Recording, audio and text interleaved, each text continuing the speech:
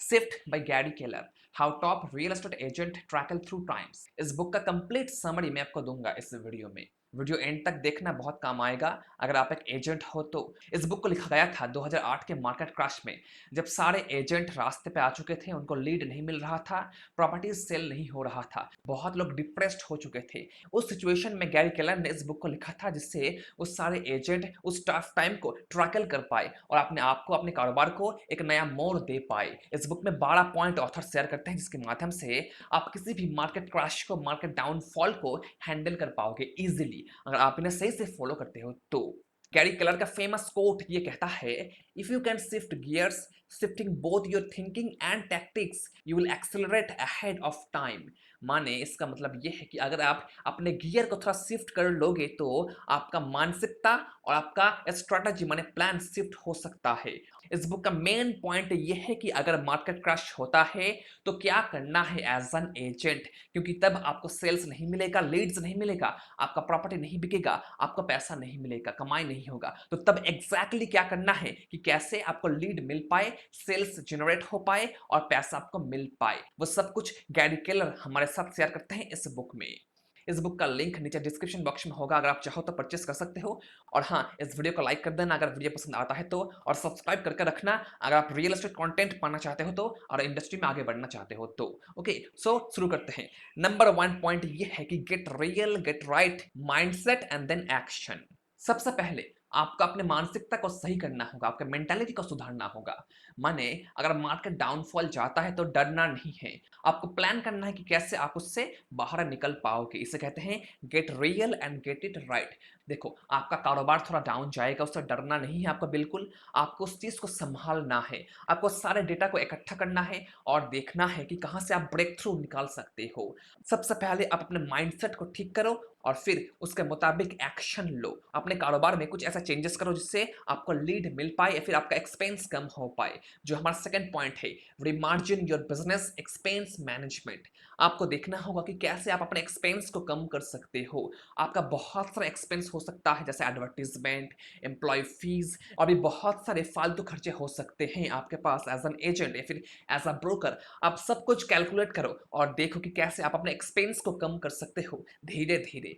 यहाँ पे एक स्पेशल टिप गैरी केलर की तरफ से, वो कहते हैं कि अगर मार्केट में डाउनफॉल चल रहा है, बहुत सारे एजेंट पैनिक फील कर रहे हैं कि क्या होगा क्या होगा, क्या करें, वो सारे एडवर्टीजमेंट को कम कर रहे हैं, तो आप उस वक्त पे अपने एडवर्टीजमेंट बजट को बढ़ा दो। हाँ, आप अपने एक्सपेंस को कम करना चाहते हो, पर ऑथर कहते हैं कि अगर आप अपने एक्सपेंस को कम कर दोगे एडवर्टीजमेंट में तो आपका कारोबार डूब सकता है।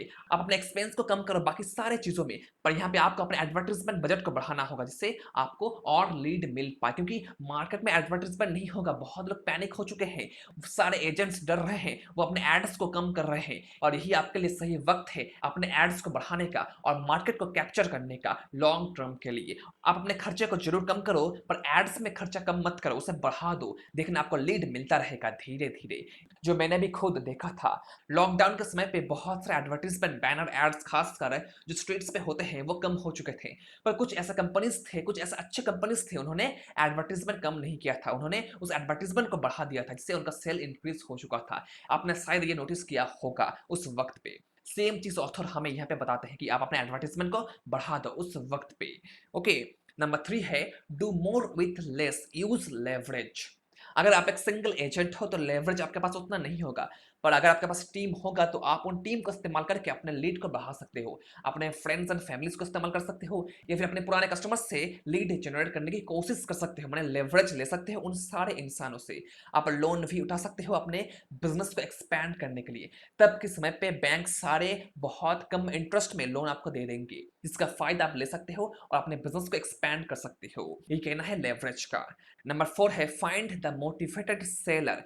हर एक मार्केट में प्रॉपर्टी बिकता है, बहुत सारे लोग प्रॉपर्टी बेचना चाहता है, पर जो इंसान सुपर मोटिवेटेड है अपने मकान को बेचने के लिए, वो बुरे वक्त में भी उसे कम दाम में बेच देगा। उसका कारण बहुत सारे हो सकते हैं, वो फंस चुका है बैंक के मामले में, लोन उसने नहीं चुकाया है, बैंक उसे नीलाम कर रहा है, या फिर किसी का डेथ हो चुका है उसके फैमिली में, या फिर वो किसी दूसरे शहर में शिफ्ट कर रहा है।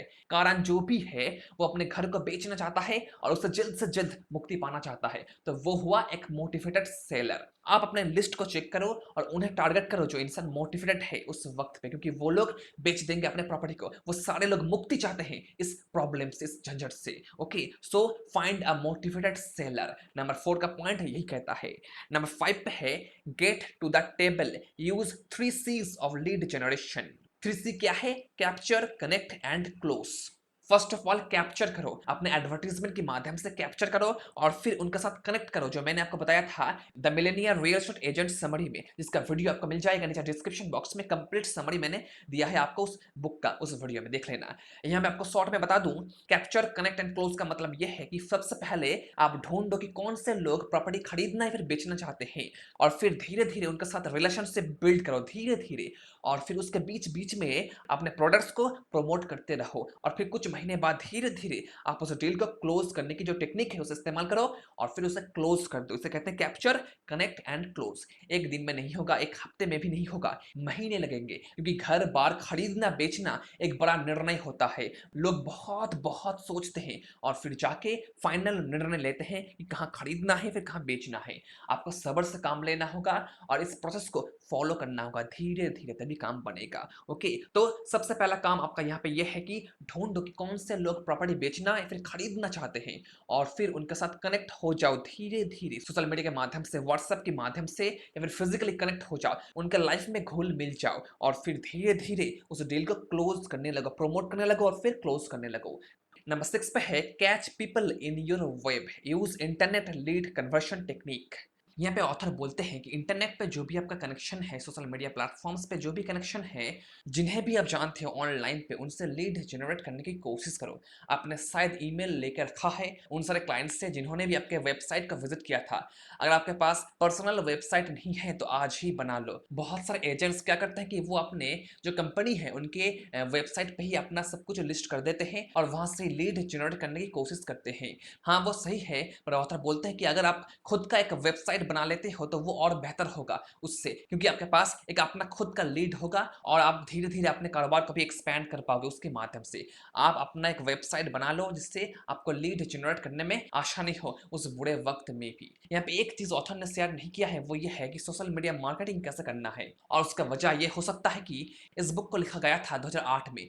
तब के टाइम पर सोशल मीडिया प्लेटफॉर्म्स इतना पॉपुलर नहीं था, इसलिए शायद ऑथर ने इस पर ध्यान नहीं दिया था। पर जो भी है, आप इसका साथ साथ अपने प्लेटफॉर्म्स को भी ऐड कर दो, उस पर लगातार पोस्ट करते रहो और वहां से भी लीड जनरेट करने की कोशिश करो। यूट्यूब से, लिंक्डइन से स्पेशली, और फेसबुक से भी। फेसबुक से अच्छा खासा लीड मिल सकता है, ग्रुप से या फिर पेज से। आप इन सारे मीडिया प्लेटफॉर्म्स के माध्यम से भी लीड जनरेट कर सकते हो ऑनलाइन के माध्यम से। उसके बाद ऑथर बोलते हैं कि आप प्राइसिंग पे थोड़ा ध्यान दो, माने price ahead of the market, seller pricing strategies.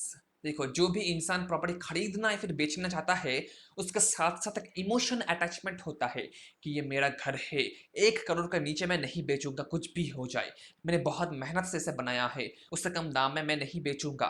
और जो खरीदेगा उसका कहना होगा कि इसका दाम बहुत हाई है, 80, 50, 90 में मैक्सिमम दूंगा, इससे ज्यादा मैं दे नहीं पाऊंगा। ये बंदा भी इमोशन में डूब चुका है, वो बंदा भी इमोशन में डूब चुका है, दोनों तरफ से इमोशन लड़ाई कर रहा है, जिससे क्या होगा कि आपका डील कंप्लीट नहीं होगा।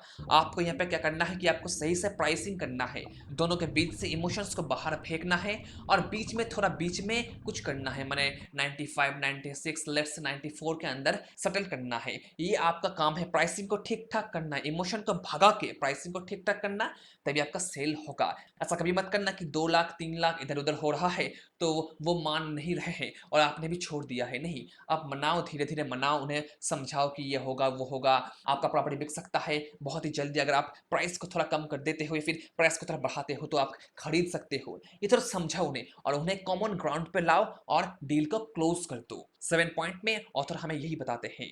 नंबर 1 पे है stand out from the competition, माने अपने जो प्रॉपर्टी है ना, जो प्रॉपर्टी आप बेचना चाहते हो उसे स्टेज करो, ब्यूटीफुली डिजाइन करो, जिससे आप कंपटीशन को मात दे पाओगे उस मार्केट में। देखो, डाउन मार्केट में कंपटीशन होगा, आप कभी मत सोचना कि कंपटीशन एकदम जीरो हो जाएगा, ऐसा कभी होगा नहीं। आपको वहां पे भी अव्वल आना है, आपको नंबर 1 बनना है उस डाउन मार्केट में भी, तभी आप प्रॉपर्टी को बेच पाओगे। और वो आप करोगे, उस घर को स्टेज स्टेज करके माने डिजाइन करके बहुत अट्रैक्टिवली फोटोज वीडियोस जो भी बनाओगे उसे अट्रैक्टिव बनाओ। म्यूजिक ऐड करो, ट्रांजिशन बनाओ और इफेक्ट्स ऐड करो अपने वीडियोस में, फोटोज में, और उसे जितना हो सके ब्यूटीफुल एंड रियलिस्टिक बनाओ। हो सके तो वीआर को इस्तेमाल करो और उन्हें मनाओ की प्रॉपर्टी बहुत बढ़िया है। कंपटीशन को मात देने के लिए आपको सबसे पहले उसकी फर्स्ट इंप्रेशन पे काम करना होगा। 10 से 15 सेकंड सबसे पहले जो होता है ना वो सबसे महत्वपूर्ण होता है। जो भी क्लाइंट आपके पास आता है, भी प्रॉपर्टी देखता है, पहला 15 सेकंड सबसे महत्वपूर्ण होता है।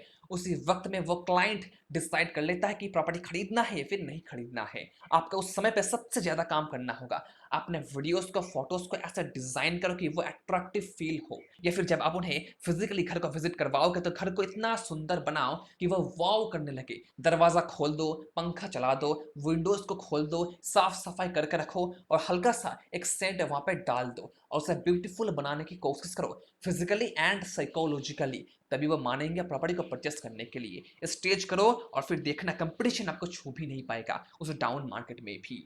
Number 9, create urgency overcoming buyer reluctance. इसका मतलब यह है दोस्तों कि लोग बोलेंगे कि मैं आज नहीं खरीदूंगा, एक महीना बाद मैं देखता हूं, पैसा नहीं है मेरे पास। लोग बोलते हैं और फिर चले जाते हैं, वो नहीं खरीदते। आप अर्जेंसी क्रिएट करो कि बोलो कि ये घर बहुत ही लिमिटेड स्टॉक में है, अगर नहीं खरीदोगे तो एक महीने बाद शायद ये जा सकता है। आप एक काम करो ना, आप साइन कर दो, पैसा आप धीरे धीरे देते रहना, मैं ओनर से बात कर लूंगा कि पैसा आपको धीरे धीरे मिल जाएगा, कोई तकलीफ नहीं होगा। अगर आप छोड़ दोगे तो प्रॉपर्टी आपको नहीं भी मिल सकता, इसका गारंटी मैं नहीं लूंगा। ओके, आप अर्जेंसी क्रिएट करो जिससे क्या होगा कि वो लोग पैनिक फील करेंगे और प्रॉपर्टी को परचेस कर लेंगे विद इन 1 वीक या फिर 2 वीक के अंदर ही, मतलब साइन कर देंगे। ओके, ये सारे लोग इस्तेमाल करते हैं, आप भी करो, काम करेगा डाउन मार्केट में भी। और आप ये भी कह सकते हो कि इस प्रॉपर्टी का दाम बहुत कम है, 10% मार्केट डाउन हो चुका है, ये प्रॉपर्टी आपको बहुत कम दाम में मिल रहा है, एक महीने बाद, 2 महीने बाद या फिर 3 महीने बाद मार्केट खा जाएगा, मैं बता नहीं सकता, इसका दाम बढ़ जाएगा, उसका गारंटी मैं नहीं लूंगा। आप साइन कर दो, पैसा बाद में धीरे धीरे देते रहना, ये सबसे बेस्ट है, ऐसा डील आपको कभी नहीं मिलेगा, ये गारंटी है मेरा। आप ये भी बोल सकते हो उन्हें। नंबर 10 पे है expand the option creative financing. इसका माने ये है कि आप अपनी क्रिएटिविटी को इस्तेमाल करो और उन बायर्स को फाइनेंस करने में हेल्प करो। बहुत सारे एजेंट्स क्या करते हैं कि वो फाइनेंस के बारे में उतना उत्साह नहीं दिखाते। वो बोलते हैं कि आप बैंक के पास चले जाओ या फिर किसी लेंडर के पास चले जाओ और उनसे फाइनेंस करवा लो और फिर हमारे पास आना, हम आपको प्रॉपर्टी बेच देंगे। और जो बहुत अच्छे एजेंट होते हैं वो सारे लोग पूरे फाइनेंसिंग के मामले को खुद हैंडल करते हैं। वो लेंडर को कांटेक्ट करते हैं, बैंक्स को कांटेक्ट करते हैं और सारे डॉक्यूमेंट्स को हैंडल करते हैं, सबसे कम इंटरेस्ट के साथ उन्हें फाइनेंस दिलवाते हैं। सारा काम वो एजेंट मैनेज करता है जिससे उनका सेल भी बढ़ता है। ऑथर कहता है कि आप खुद फाइनेंस को मैनेज करो जिससे उनका काम और आसान बन जाएगा और वो बहुत जल्दी प्रॉपर्टी को परचेस कर पाएंगे। साथ में आप सारे क्वेश्चंस का आंसर दो जो भी वो कहेंगे फाइनेंस का रिलेटेड, कितना इंटरेस्ट होगा, कितने दिन में पे करना होगा, मंथली ईएमआई कितना होगा, सब कुछ जो भी वो आपसे पूछेंगे उसका आंसर दो सही से डेटा के साथ और फिर वो मान जाएंगे, शायद मान सकते हैं, और आपको डील मिल जाएगा, आपको कमीशन मिल जाएगा। ये काम बहुत एजेंट नहीं करते पर आप करो, आपका लीड बढ़ेगा जरूर। Number 11, master the market of the moment. 2008 से 2012 के बीच में प्रॉपर्टी मार्केट बहुत डाउन था, बहुत प्रॉपर्टी फोरक्लोजर में फंस चुका था, माने उन्होंने लोन लिया था पर पेमेंट नहीं कर पाए, जो फोरक्लोजर बन चुका था बैंक उसे नीलामी पे चढ़ा चुका था। वो फोरक्लोजर हाउस होता है और शॉर्ट सेल भी होता है, बहुत लोग प्रॉपर्टी को बेचना भी चाहते थे, इससे मुक्ति पाना चाहते थे। तो वो हुआ मोमेंट, वो हुआ टाइमिंग प्रॉपर्टी खरीदने का, बेचने का। आपको इन सारी चीजों को आइडेंटिफाई करना होगा और अपना सारा फोकस उसमें देना होगा, सारा फोकस उन मोटिवेटेड सेलर पे, फोरक्लोजर्स पे और उस मोमेंट पे जब लोग प्रॉपर्टी बेचना चाहता है फिर खरीदना चाहता है बहुत ही कम समय के अंदर, फिर बहुत ही कम खर्चा करके, हैसल वो नहीं चाहते। आपको उस पे बार करना होगा और देखना लीड आपको मिलेगा, प्रॉपर्टी बेच पाओगे। आपको मोमेंट को कैप्चर करना होगा, चाहे वो मोमेंट 6 महीने रहे फिर 1 साल रहे। जो मोमेंट आई थिंक अभी के टाइम पे है, क्योंकि कोविड आया था, बहुत प्रॉपर्टी बन चुका था, प्रॉपर्टी बिक नहीं रहा था। जो मोमेंट आज तक शायद थोड़ा भी बहुत है मार्केट में, आप देख लेना आपके एरिया में वो मोमेंट है या फिर नहीं, और फिर आगे बढ़ना। और आखिर में ऑथर कहते हैं कि bullet proof the transaction issues and solutions. मान जो ट्रांजैक्शन होगा उसे बुलेट प्रूफ बनाने की कोशिश करो, कोई भी प्रॉब्लम ना आए ट्रांजैक्शन के समय पे। माने ऑथर बोलते हैं कि आप एस्क्रो पे फोकस करो। एस्क्रो हमारे देश में उतना नहीं है, एजेंट लोग भी सारा मैनेज कर लेते हैं, पर विदेशों में एस्क्रो बहुत पावरफुल है, पॉपुलर भी है। एस्क्रो एक मिडिल मैन है जो ये मेक श्योर करता है कि जिस टर्म्स एंड कंडीशंस पे प्रॉपर्टी खरीदा फिर बेचा जा रहा है वो सारे टर्म्स एंड कंडीशंस समय के साथ साथ कंप्लीट हो पाए। ये सब कुछ वो एस्क्रो कंपनी हैंडल करता है।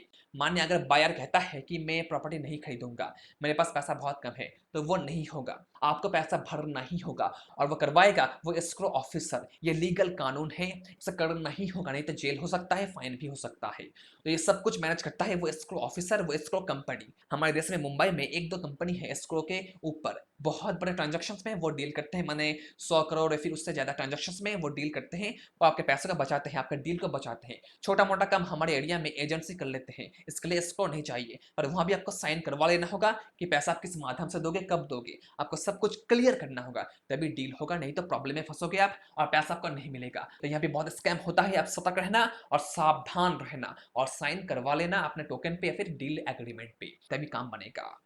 तो ये था वो 12 पॉइंट्स इस बुक से, स्विफ्ट बुक से, एक एजेंट के लिए कि कैसा टैकल करना है मार्केट क्रैश को, डाउन मार्केट को।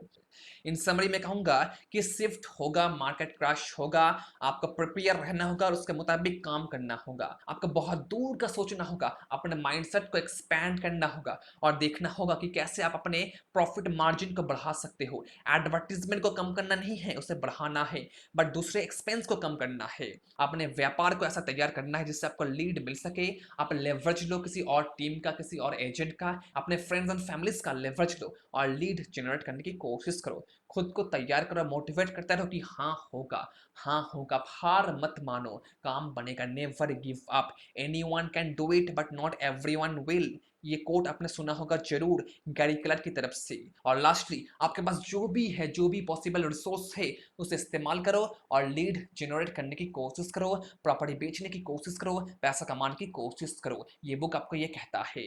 तो ये हुआ कंप्लीट समरी स्विफ्ट बुक का बाय गैरी केलर। आशा है आपको ये वीडियो पसंद आ चुका है। लाइक करना, कमेंट करना अगर कुछ सवाल है तो, और सब्सक्राइब करके रखना ऐसे यूनिक वीडियोस पाने के लिए, प्रॉपर्टी सेक्टर के ऊपर, रियल एस्टेट के ऊपर। तो फिर मिलते हैं अगले वीडियो में। टेक केयर दोस्तों, बाय बाय, सी यू।